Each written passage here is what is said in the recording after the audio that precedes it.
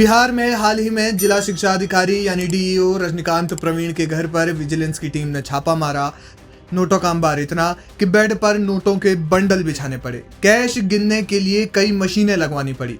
बताया जा रहा है कि बेतिया में उनके घर पर अधिकारियों को 44,62,000 रुपए का कैश बरामद हुआ। लेकिन विजिलेंस को रजनीकांत प्रवीण के घर पर जो मिला सो मिला, लेकिन असली खजाना तो उनकी पत्नी सुषमा कुमारी के घर पर मिला। जी हाँ, प्रवीण की पत्नी के दरभंगा वाले घर पर 3,60,00,000 रुपए की नकदी बरामद हुई। इसके अलावा कुछ अन्य जरूरी दस्तावेज भी विजिलेंस की टीम ने बरामद किए हैं। विजिलेंस ने छापेमारी विशेष निगरानी इकाई की जानकारी के आधार पर की।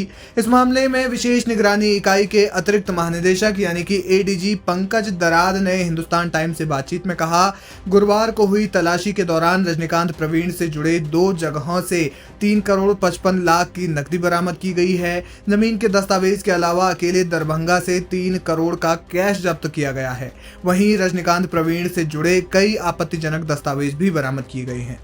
इस मामले में एसपी जेपी मिश्रा ने बताया कि शुरुआती जांच के दौरान ये पता चला है कि डीओ रजनीकांत की अवैध कमाई का इस्तेमाल दूसरों के नाम पर बगहा उपखंड और पटना में रिसोर्ट खोलने, बसें और जमीन खरीदने के लिए किया गया था।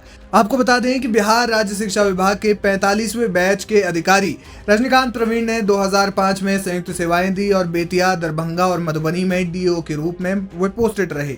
वर्तमान में वे पश्चिमी चंपारण में जिला शिक्षा अधिकारी के तौर पर तैनात थे। इस छापेमारी के बाद प्रशासन ने उन्हें सस्पेंड कर दिया है।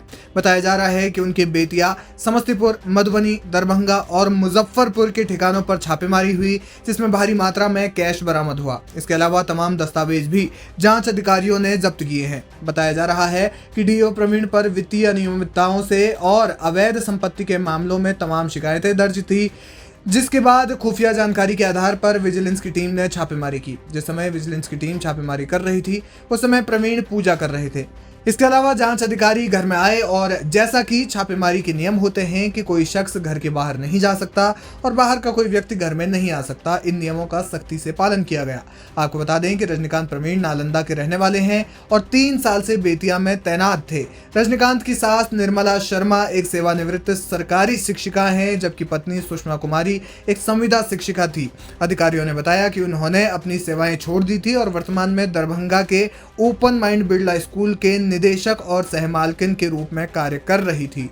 अब रजनीकांत प्रवीण के घर पर इतनी बड़ी छापेमारी के बाद तमाम सवाल उठने लगे हैं। बताया जा रहा है कि प्रवीण से भी इस संबंध में पूछताछ की जा रही है। मामले में जो भी अपडेट होगा लाइव हिंदुस्तान आप तक पहुंचाता रहेगा।